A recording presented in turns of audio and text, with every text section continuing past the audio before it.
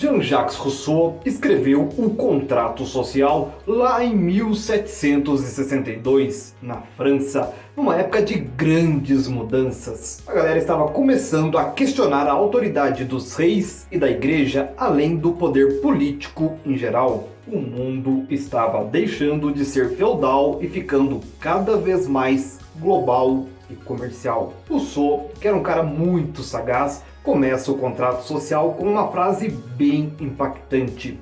O homem nasce livre e por toda parte está acorrentado. E isso faz a gente pensar, né? Ele estava refletindo sobre como nascemos livres e acabamos presos pelas regras e estruturas da sociedade. No discurso sobre a desigualdade, Rousseau disse que no estado natural, o homem tem dois impulsos básicos. A autopreservação, que ele chama de amor de si, e a piedade, que é a aversão ao sofrimento dos outros. Ele acredita que, conforme a gente evolui e se civiliza, começamos a nos comparar com os outros, que ele chama de perfectibilidade, ou seja, nossa capacidade de imitar e aprender. Mas aí vem o problema. Quando a gente entra na sociedade, esse amor de si vira amor próprio, que é uma coisa mais egoísta, um senso de valor próprio que a gente desenvolve ao se comparar com os outros. E isso acaba diminuindo a nossa piedade. Rousseau acredita que a sociedade moderna é marcada por esse amor próprio que nos prende e nos faz viver em constante comparação com os outros. No começo de O Contrato Social, Rousseau analisa 3 formas de organizar a sociedade que eram comuns no século XVIII: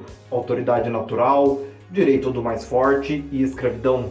Muita gente naquela época dizia que os governantes eram como pais e os governados como filhos, ou que os governantes eram naturalmente mais aptos a governar. E se não fosse isso, os fortes deveriam governar só para manter a estabilidade. Rousseau derruba essas ideias dizendo que crianças crescem e se tornam independentes dos pais e que nem os fortes conseguem governar só com força física. Ele acredita que esses argumentos foram inventados depois só para justificar o estado das coisas e não são naturais ao homem em seu estado natural, que só tem amor de si e piedade. Então, qual que é a solução para formar uma sociedade? Rousseau diz que só pode ser através de um pacto, um contrato social. Ele argumenta que, mesmo se as pessoas escolherem um líder, um pacto social já precisa existir para que a decisão seja tomada. Essa é a base do contrato social. A grande questão para Rousseau é: como criar uma associação que proteja as pessoas e os bens de cada membro com a força coletiva de todos, e onde cada indivíduo, ao unir-se aos outros, obedeça a si mesmo e continue tão livre quanto antes. Isso é um dilema gigantesco da filosofia política. Quando entramos numa comunidade política ou Estado, abrimos mão de parte da nossa liberdade e nos submetemos às leis da comunidade. Os anarquistas acham que isso nunca é justificável. Será que dá para provar que é? Rousseau responde que sim, com a alienação total de cada associado de si mesmo e de todos os seus direitos para a comunidade como um todo. E como todo mundo se entrega da mesma forma, ninguém tem interesse em tornar as condições ruins para os outros. Para Rousseau, ninguém cede sua liberdade para outros indivíduos, mas sim para a ideia de uma comunidade igualitária. A comunidade é uma ideia abstrata, parte do indivíduo. Ele pensa que essa comunidade metafísica ou sociedade é o que Hegel chamaria de Geist, e o que Freud usaria para a ideia do superego. O contrato social deve ser organizado pelo conceito mais famoso de Rousseau, a vontade geral. Esse conceito, que é o da vontade geral, é o soberano, não um rei ou parlamento.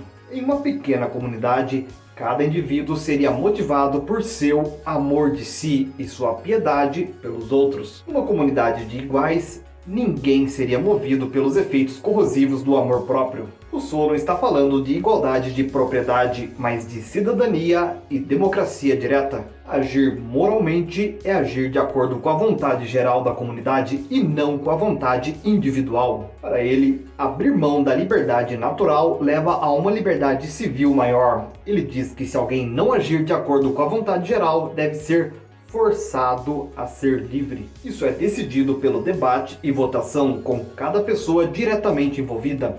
Rousseau defende estados pequenos e democracia direta, sem grupos de interesses e faccionalismos. Rousseau é um pensador comunitário mais do que um liberal. Ele acreditava que sociedades e indivíduos poderiam levar vidas coesas e autênticas. Ele criticava a sociedade individualista, onde todos fingem trabalhar para o lucro ou reputação dos outros, mas só querem elevar seu próprio status às custas dos demais. A influência de Rousseau é gigantesca. Ele foi um dos grandes pensadores do Iluminismo e teve um impacto enorme na Revolução Francesa, um momento crucial na criação da Europa moderna. A grande questão ao julgar Rousseau é se você concorda com suas ideias sobre a natureza humana e a piedade. Se não, o resto do contrato social pode não ser muito convincente. E aí, curtiu? Então deixa aquele like e inscreva-se no canal. Um abraço.